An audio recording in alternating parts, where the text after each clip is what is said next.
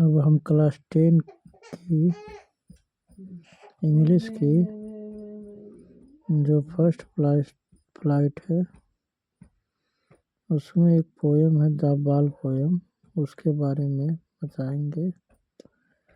The poet is talking about a little boy who had lost his ball while playing with his ball. The ball escaped from his hand and went into the close by water body. The poet is describing this act of the boy losing his favorite ball made him think about the water body where Bigwal had gone. He was gloomy and he was shaking with fear.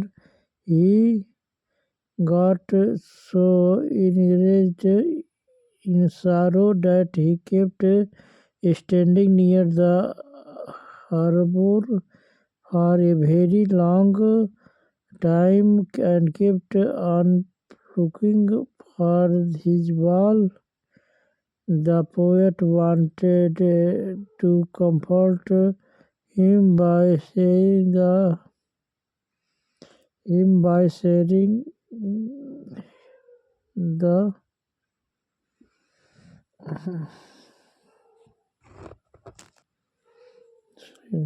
he will get new balls or would give him some money to buy another ball, but he stopped himself from doing so because he thought that money may bring a new ball, but will not bring the reminiscence and feeling attached to the lost ball. He further says that the time has come for the boy to learn his errands.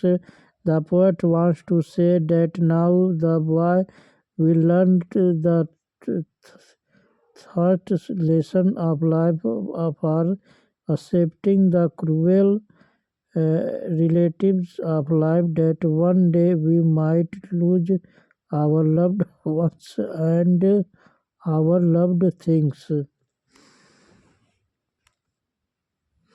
The बाल poem में कवि एक लड़के के बारे में जिक्र कर रहे हैं जो लड़का खेलते खेलते अपनी बाल को जलाशय में यानी पानी में डुबो दिया है और बहुत ही चिंतित है और वो जलाशय के समीप जाके विलाप कर रहा है, उदास है और अपनी बाल को ढूंढ रहा है जलाशय में। और उसे एक तरफ जो है डर भी सता रही है और बड़ा असमंजस में है वह क्या करे। वो जलाशय के समीप जाके अपने बाल को खोज रहा है पर बाल मिल नहीं रही है। तो कवि को यह देखा नहीं जा रहा है, तो कवि ये कह रहे हैं कि मैं तुम्हें एक नया बाल खरीद दूंगा या दिलवा दूंगा। तो लड़का इस बात पे राजी नहीं हो रहा है। लड़का ये कह रहा है कि उस बाल के साथ उसकी यादें भी क्या हुई हैं, जुड़ी हुई हैं, इसलिए वह अपनी पुरानी बाल को बहुत मिस कर रहा है। जबकि कवि यह कह रहे हैं कि वह पुरानी बाल में क्या रखी है, पैसा ले लो, मैं तुम्हारे लिए पैसा ले लो, नई बाल खरीद लो और पैसा ले लो या तो हम दूसरा बाल ही खरीद के ला के दे रहे हैं, दूसरा बाल ही ले लो, खेलो, लेके खेलो दूसरा बाल। लेकिन उस लड़का कह रहा नहीं, उससे आप बाल तो हमको नया खरीद के दे देंगे, लेकिन क्या उस बाल से जो हम खेले हैं क्या उसकी यादें भी ला के दे देंगे? नहीं दे पाएंगे। तो हमको वही बाल खोजने दीजिए। तो कभी इस तरह उसकी बातों को समझ जा रहे हैं कि उस पुरानी बाल के साथ बच्चे की याद जुड़ी हुई है।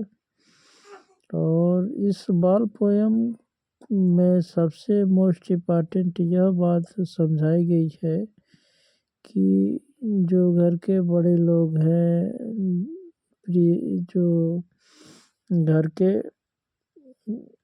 बुजुर्ग लोग हैं या बूढ़े लोग हैं, जो मृत्यु के कगार पे बैठे हैं या खड़े हैं या सोए हैं, उन लोगों की बातें कही गई हैं जो मृत्यु के समीप हैं, कि वे लोग भी कुछ समय बाद जो है, कुछ समय बाद वे लोग भी चले जाएंगे, लेकिन अपने यादों को क्या करके जाएंगे? छोड़ कर जाएंगे। और इसीलिए वो अपने यादों को छोड़ कर जाएंगे। तो इसीलिए कवि जो है जिंदगी का महत्व बताए हैं कि जिंदगी में कोई भी परेशानी आए तो उससे दूर नहीं भागना चाहिए, उसका सामना करना चाहिए। तो ये बाल पोयम के माध्यम से कवि जो है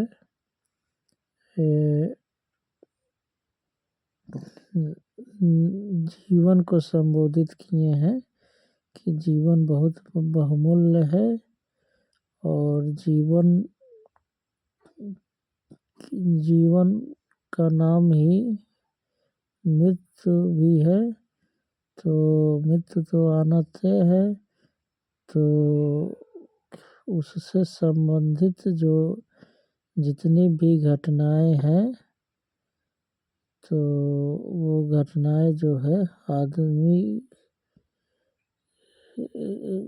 आदमी चला जाता है और आदमी के जीवन से संबंधित जितनी भी घटनाएं हैं, वो उस घर के लोग उसका जिक्र करते हैं, उस इंसान की घटनाओं के बारे में या उसके कहानियों के बारे में या उसके व्यक्तित्व के बारे में उस जिक्र होता है, भले से इंसान रहे या न रहे।